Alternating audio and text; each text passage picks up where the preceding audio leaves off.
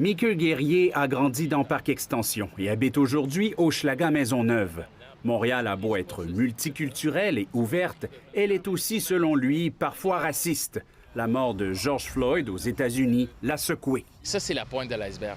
On voit pas tout ce qu'il y a en arrière, toute l'accumulation, toutes les petites choses qui sont pas filmées, toutes les petites choses qui sont pas racontées, qu'on tait par peur de se faire dire « Ah, mais tu joues à la victime ». De son enfance à aujourd'hui, il a fait face au profilage racial. Comme jeune homme ou femme noire, vous aviez ce passage obligé, ou presque, c'est presque un rituel, d'avoir la conversation avec nos parents, comment se comporter en présence d'un policier ou d'une autorité qui nous accoste. Même récemment, me faire suivre alors que j'allais en studio le matin, je pars à 3h30, 4h du matin, faire suivre par une voiture de police pendant quelques coins de rue qui finalement s'arrête à côté de moi pour me dire « Ah, votre voiture fait un beau son, tu sais.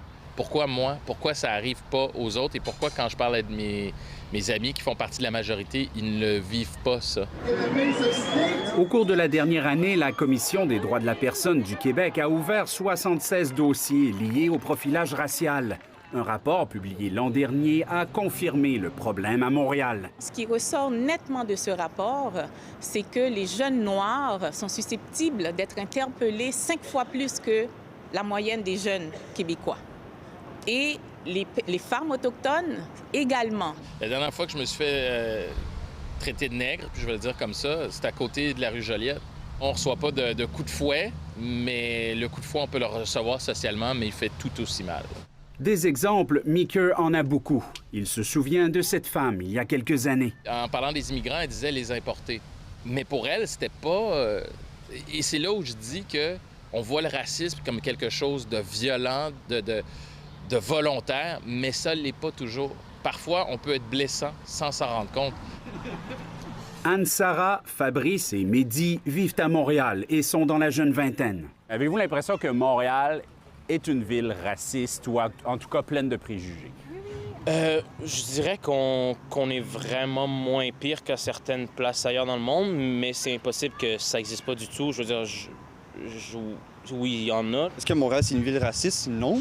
Mais est-ce que c'est une ville remplie de préjugés? Ça, je pense que oui. Si je me décide de m'habiller avec un hoodie puis avoir un chapeau, quoi que ce soit, j'ai beaucoup plus de regards défiants envers moi que si je porte des habits un petit peu plus modestes. Mettons en classe, il y a de quoi qui se perd ou qui se fait voler. Je vais automatiquement comme y penser comme « Ah, est-ce que le monde vont me soupçonner? » Ou genre, je suis rendu à comme même moi, mais je suis comme « Où est-ce que tu l'as caché? » On dirait que genre c'est pas normal de vivre ça. T'sais. Moi, ça m'ouvre quand même les yeux sur la brutalité policière puis qu'est-ce que certaines personnes racisées peuvent vivre comparé à moi. Moi, quand je vois une police, j'ai pas peur. As-tu l'impression que les jeunes d'origine arabe peuvent être aussi ostracisés que les jeunes noirs? Oui, je veux dire, il y a eu des périodes, je pense qu'il y a eu du racisme plus envers les Arabes, par exemple. Plus récemment, du racisme beaucoup envers les Asiatiques et tout, mais je pense que en ce moment et historiquement, toujours, ça a été beaucoup plus les Noirs. C'est vraiment comme flagrant. Lorsqu'on parle de personnes d'origine noire dans nos cours d'histoire, c'est surtout par rapport à l'esclavage. Et ça dénie surtout l'apport que l'homme noir avait avant. Et ça crée un genre de complexe d'infériorité chez l'homme noir et un complexe de supériorité chez l'homme blanc. Donc, il y avait toujours cette dynamique qui était là lors de mon secondaire et ça, je ne peux pas le dénier. Mais la bonne nouvelle, selon eux, c'est que les jeunes d'aujourd'hui vivent beaucoup moins de racisme que leurs parents.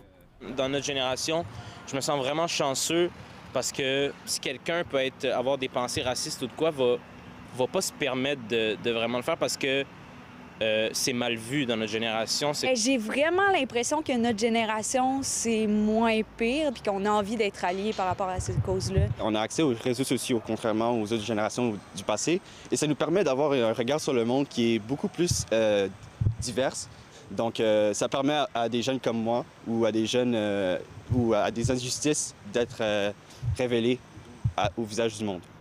Ils se souviendront longtemps de ce printemps 2020, convaincus qu'il fera avancer les choses. Avec tout le mouvement qui se passe en ce moment dans le monde, moi, je me sens vraiment chaleureux que je vois cette solidarité qui va avec la communauté. Moi, je trouve ça vraiment beau, puis j'espère que ça va continuer. Puis au-delà des manifestations, c'est vraiment d'avoir des changements, d'avoir des changements dans nos mentalités, d'avoir des changements dans notre structure. Il y a du mauvais et du bon partout. C'est pas une affaire blanc contre noir, là. C'est vraiment une affaire bon contre mauvais. On est tous ensemble contre les mauvais. Voilà.